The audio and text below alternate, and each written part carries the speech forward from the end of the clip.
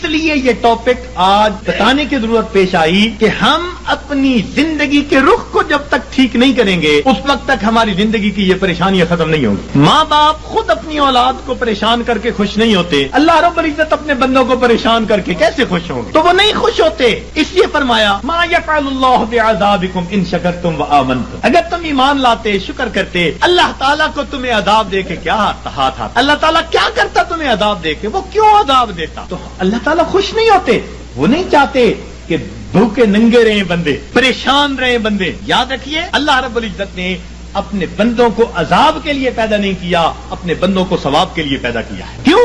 فرمایا ان اللہ بالناس لرؤوف الرحیم. جب رؤوف الرحیم ذات ہے تو وہ کبھی پریشانی میں اپنے بندوں کو نہیں ڈالنا پسند کرتے. ہم خود پریشانیوں میں پڑتے ہیں, ہم پریشانیوں کو دعوتیں دیتے ہیں, بھاگتے ہیں پریشانیوں کی طرف. کس طرح سے؟ اپنے رب کے حکموں کو توڑ کے, اپنے محبوب کی سنتوں کو چھوڑ کے. کون سا گھر ہے آج بتائیے تو صحیح کہ جہاں نبی علیہ الصلوۃ والسلام کی سنتوں کو ذبح نہیں کیا جاتا؟ الا ماشاء اللہ. نیکوں کے گھرانوں میں بھی کوئی نہ کوئی فرد ایسا ہوتا ہے جو من مرضی کا مالک, نہیں حکم چلتا دوسرے کا, نہیں اختیار کسی کا. آج ہمارے گھر, گلی کوچے, بازار نبی علیہ الصلوۃ والسلام کی سنتوں کی مذبح گاہیں بن چکی ہیں. اور پھر ہم کہتے ہیں کہ ہمیں پرسکون زندگی نصیب ہو جائے.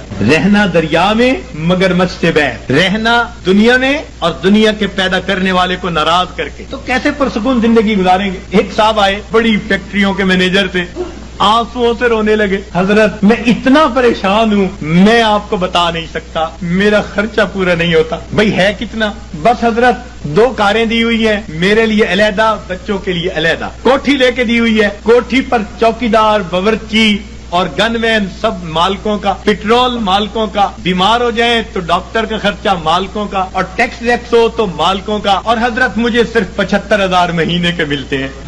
75,000 مہینے کے ملتے ہیں, سارے باقی خرچے مالکوں کے, اور آنسوؤں سے رو رہا ہے کہ حضرت میرے خرچے پورے نہیں ہو. فیصل آباد سے ایک خاتون آئی, پردے میں بیٹھ کے بات کرنے لگی, رو رہی ہے دارو قطار, 5 منٹ روتی رہی, اور اس کے بعد کہنے لگی بس میرے لیے دعا کریں, میرے خرچے پورے نہیں ہوتے. میں نے کہا کتنے فرد ہیں؟ کہ بس میاں بیوی ہیں, اولاد نہیں ہے. تو کتنا خرچہ دیتا ہے خاوند؟ کہ جی ہر مہینے کا 50,000 دیتا ہے. میں نے پوچھا بنتا کیا ہے؟ کہنے لگی بس دوائیوں پہ خرچ ہو جاتے ہیں. اور واقعی ایسے تھا, 50,000 روپیہ اکیلی خاتون کا خرچہ, مگر وہ ڈاکٹروں کے باتوں میں چلا جاتا. میں نے اس مینیجر اور اس خاتون کو پھر سمجھایا. میں نے کہا کہ اپنی زندگی سے جب تک نافرمانی کو نہیں نکالو گے تمہیں زندگی میں کبھی سکون نہیں مل سکتا. تمہارے مال سے اللہ نے برکت نکال لی ہے. تمہارے 75,000 کیا 75 لاکھ بھی ہوں گے تو تمہاری ضرورتوں کو پورا نہیں کریں گے. برکت اللہ تعالیٰ نکال لیتے ہیں. اتنا کماتے ہیں, ضرورتیں اتنی, پریشان. اتنا کماتے ہیں, ضرورتیں اتنی, پھر پریشان. لنگوٹ باندھ کے میدان میں اترتے ہیں. اب اس پریشانی کو تو ختم کر دینا ہے, اگلی پریشانی اوپر سے آ جاتی ہے. پہلی ختم نہیں ہوتی, دوسری اوپر سے, پھر پریشان پھرتے ہیں.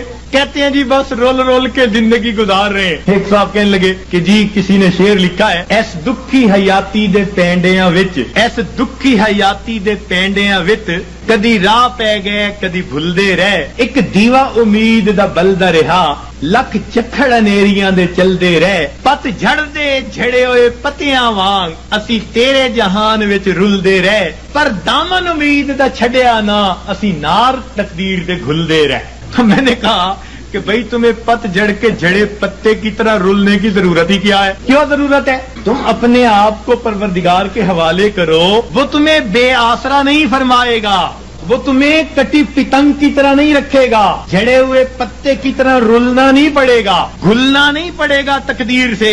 وہ تقدیر بنانے والے کے ساتھ اپنے آپ کو نتھی کر لو, پھر دیکھو کہ وہ پروردگار کیسے سکون اور اطمینان کی زندگی عطا فرما دیتا ہے. تو ہمیں آج جس سے بھی پوچھیں, کوئی کہے گا بھائی نے پریشان کیا, کوئی کہے گا پڑوسی نے پریشان کیا, بیوی نے پریشان کیا, اولاد نے پریشان کیا. ہمیں کسی نے پریشان نہیں کیا, ہمیں ہمارے گناہوں نے پریشان کیا ہوا ہے, ہمیں ہمارے نفس نے پریشان کیا ہوا ہے, ہمیں شیطان نے پریشان کیا ہوا ہے. تو دشمن ہمارے 2 ہی ہیں, نفس اور شیطان, اور دونوں گناہ کروا کے ہمیں پریشان کر دیتے. ہم گناہ کرتے ہیں سکون کی خاطر, اور گناہوں سے اور بے سکونی بڑھتی ہے. میر کیا سادہ ہے بیمار ہوئے جس کے سبب اسی عطار کے لونڈے سے دوا لیتے ہیں. جن کاموں سے پریشان ہوتا ہے بندہ, سکون حاصل کرنے کی خاطر ان کاموں کو کرتے پھرتے ہیں. تو یاد رکھیے کہ گناہ ظاہر میں خوبصورت نظر آئے, اس میں لذت محسوس ہو, اس میں وقتی طور پر اطمینان محسوس ہو, مگر حقیقی طور پر اس میں دل کی پریشانی ہوا کرتی ہے، اور جتنا ہم گناہ کریں گے اتنا ہماری زندگی میں پریشانی آئے گی۔ یہ اللہ والے جو گناہوں سے اپنے آپ کو بچا لیتے ہیں، اللہ تعالیٰ ان کی زندگی کو سکون عطا فرمائے۔ سوشل میڈیا پر سب سے قدیم اور سب سے ریلائبل برانڈ